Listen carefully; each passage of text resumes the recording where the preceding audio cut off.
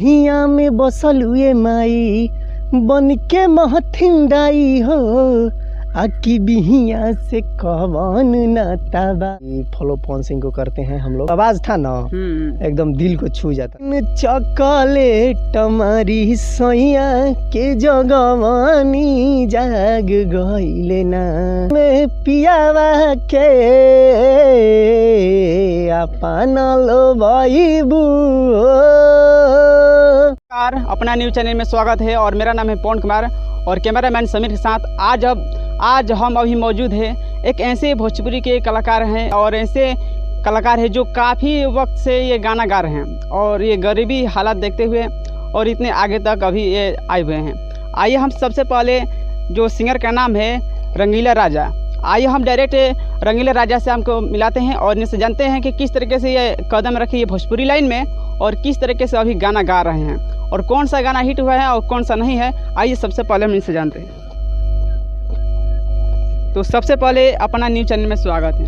नमस्कार। अपना न्यूज देखने वाले, भोजपुरी भाषा को समझने वाले हमारे दर्शकों को तहे दिल से नमस्कार करता हूं। हम रंगीला राजा, भोजपुरी गायक। अच्छा, तो आप बताइए कि आप गाना कब से गा रहे हैं? अब हम गाना 2019 में 2-3 एल्बम किए थे, उसके बाद नहीं तो कुछ मिल रहा उस पर, तो उसके बाद थोड़ा ब्रेक कर दिए और फिर गाना स्टार्ट किए हैं जो कि अच्छा व्यू जा रहा है। माने 15-20 हज़ार तक से अभी जा रहा है। बढ़ता हुआ कलाकार को क्या चाहिए कि अभी तक इतना साल से गाना गाते हैं, तो कौन सा गाना अभी तक वायरल भइल, कौन सा हिट भइल बा? गाना जिससे कि हिट होली के लिए रहने की। अच्छा। अभी लइका बाहो।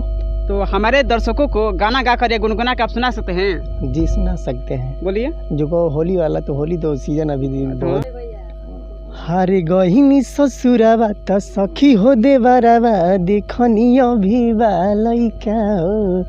हारे गहिनी ससुराबा त सखी हो देवराबा देखनी अभी लइका हो। आ होली में बलम परदेसी ना अइले अपन भातार दे द पैचा हो। होली में मरद परदेसी ना अइले अपन भातार दे द पैचा हो। तो आप बताइए कि अभी तक आप इतना साल से गाना गाते हैं, तो आपका होली का गाना वायरल हुआ था? हाँ, होली का वायरल गाना कुछ बजा था। अच्छा, तो आप बताइए कि अभी आने वाला कौन सा गाना है? आने वाला भक्ति गाना रिकॉर्डिंग है जो आज छूटा भी है, वो भी भक्ति गाना। अच्छा, छूट गया है। कौन सा गाना है? हमारे दर्शकों को वो भी गाना सुना दीजिए। जो बिहिया स्टूडियो में रिकॉर्डिंग हुआ है, तो गाना जैसे माथिन माई पर है। बिहिया में बसल हुए माई बन के महथिंदाई हो आकी बिहिया से कवन नाताबा। बिहिया में बसल हुए माई बन के महथिंदाई हो आकी बिहिया से कवन नाताबा। तू बा ताद देवी माई हो बिहिया से कवन नाताबा। जो कि अपना पर्सनल ही चैनल है, जो कि सुपर हिट भोजपुरी चैनल का नाम है सुपर हिट भोजपुरी, जो हाल ही में उस पर गाना रिलीज हुआ है। अच्छा, आप बताइए कि आप भोजपुरी लाइन में तो आप गाना गाते हैं, तो कहीं से ना आप तो गाना तो किसी से ना किसी सीखे होंगे या उसे आदर्श मानते हो कि सिंगर मुझे पसंद आता है और मैं इनसे सीखता हूँ गाना, कि बताइए तो इसके बारे में। यही तो अपना जैसे कि पहल का जो ट्रैक पे ही गाए थे, जो कि फॉलो पवन सिंह को करते हैं हम लोग। अच्छा, पवन सिंह फॉलो करते हैं? हाँ, पवन सिंह का ही फॉलो करते हैं, क्योंकि जब माने जैसे पहले उनका जो आवाज़ था ना एकदम दिल को छू जाता था, तो आपको मन किया कि मुझे भी गाना गाना चाहिए। हमको भी गाना चाहिए और भोजपुरी भाषा में ही गाना चाहिए। अच्छा। क्योंकि आरा जिला का है तो भोजपुरी भाषा ही फॉलो करना चाहिए। बिहार का बंदा भोजपुरी भाषा को फॉलो करे, अच्छा ही। आप अश्लील गाना गाते कि नहीं गाते हैं? तो अश्लील गाना तो देखिए, अभी बात रहा तो अब जैसे कि बाज़ार में आलू का मांग है तो प्याज ले जाएंगे तो ठीक तो नहीं रहेगा ना। वहाँ पर भी हमको आलू ही ले जाना चाहिए। अब मेन बात है कि अच्छा गाना पर देख रहे हैं कि रिस्पॉन्ड का कोई है ये नहीं है। अब यही तो है, ढोनी चटवाओ सब छा जाओ। भोजपुरी में बहुत सारे कलाकार ऐसे अश्लील गाना गाते हैं ताकि मैं हिट हो, ये हो। इसके बारे में अश्लीलता को मिटाना चाहिए कि नहीं मिटाना चाहिए? हाँ, अश्लीलता को मिटाना चाहिए, क्योंकि ऐसा गाना बनाए कि जो घर पर भी सुन सकते हैं। माने अश्लीलता तो नज़रिए होता है, इसे माने ये जो होता है ना अश्लील गाना, तो अश्लील गाना बनाया नहीं जाता, उसे आदमी मानसिकता के तौर पर ले लेते हैं।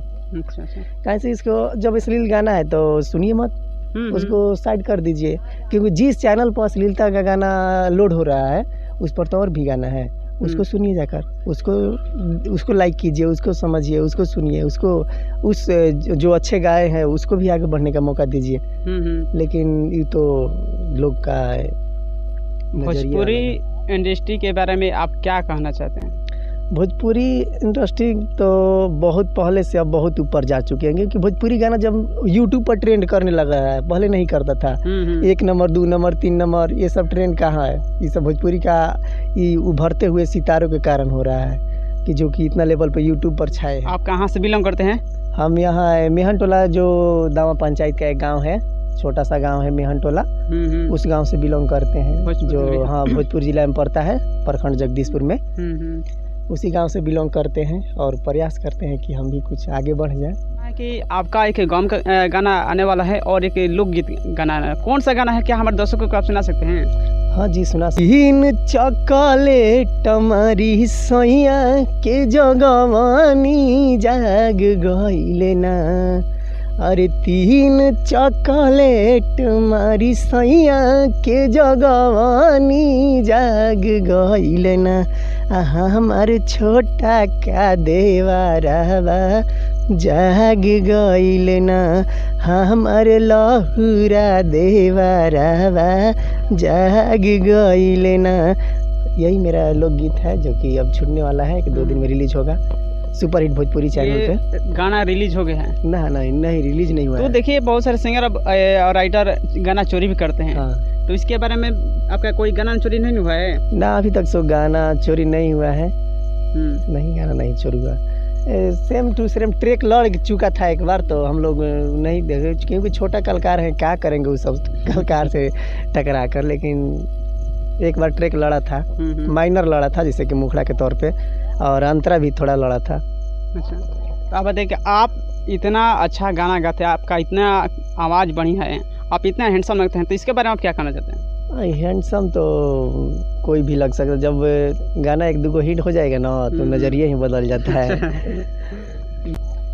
लोकगीत तो हो गया भाई हमारे, अब इसके बाद गम का गाना सुनिए। तो गम का गाना जो किए हैं, दिल हम दिहानी दिल से खेलाली, दिल हम दिहानी दिल से खेलाली, नइखे बुझात कहाँ जाई रुआवताड़ू, हमारा के ससुरा में जाई रुआवताड़ू, हमारा के ससुरा में जाई। यही है मेरा गम सैड सॉन्ग। और एक और है, तो रिकॉर्डिंग तो नहीं हुआ है लेकिन कंपोज कर चुके हैं उस प्यार में पियावा के अपना लो बाईबू, प्यार में पियावा के अपना लो बाईबू, मंगिया सजाई से नुरा, हमारा के तू भूलैबू हो, हर मंगिया सजाई से नुरा, हमारा के तू भूलैबू हो। मेरा दूसरा सैड सॉन्ग है। तो आप बताइए कि आप जातिवाद गाना गाते कि नहीं गाते हैं? जातिवाद तो गाना गा चुके हैं, लेकिन आगे चलकर नहीं गाना चाहिए। गाना गा चुके हैं जो कि 10,000+ व्यू चल चुका है। तो बताइए कि जातिवाद गाना सुनते हैं तो बहुत अलग अलग जातिवाद का गाना गाते हैं, तो अपने कास्ट का वो गाना सुनेगा नहीं, तो ऐसा जातिवाद गाना चाहिए कि नहीं गाना चाहिए? नहीं, वैसा जातिवाद जो अपना कास्ट सिर्फ सुने वैसा नहीं गाना चाहिए, क्योंकि समाज में एक कास्ट का लोग थोड़े ना, एक कास्ट का लोग सुनेंगे तो थोड़ा ही ना होगा। समाज में तो हर लोग हर गाना सुनते हैं। हाँ, हर एक से ऐसा गाना जातिवाद भी गाए तो सारे जात को ले चलिए, साथ में ले चलिए, घसीटिए। कोई ये दिख रहा है तो कोई वो दिख रहा है, कोई वो दिख रहा है, दिखाइए सब, क्या तरीका है। तो चलिए, तो आप जाते जाते हमारे चैनल, हमारे दर्शकों को आप बता दीजिए। तो अपना न्यूज़ चैनल को जो देख रहे हैं, सुन रहे हैं, समझ रहे हैं और भोजपुरी भाषा को जो समझ रहे हैं वो हम लोग को प्यार दुलार दीजिए, क्योंकि हम ही लोग के थ्रू थोड़ा बिहार का मनोरंजन हो रहा है। और अश्लील गाना का बात रहा तो अश्लील गाना नहीं सुनना चाहिए और नहीं गाना चाहिए। अपना प्यार दुलार दीजिए इस चैनल को और हमको भी। तो चलिए ठीक है, मिलते हैं किसी और वीडियो में, तब तक के लिए धन्यवाद।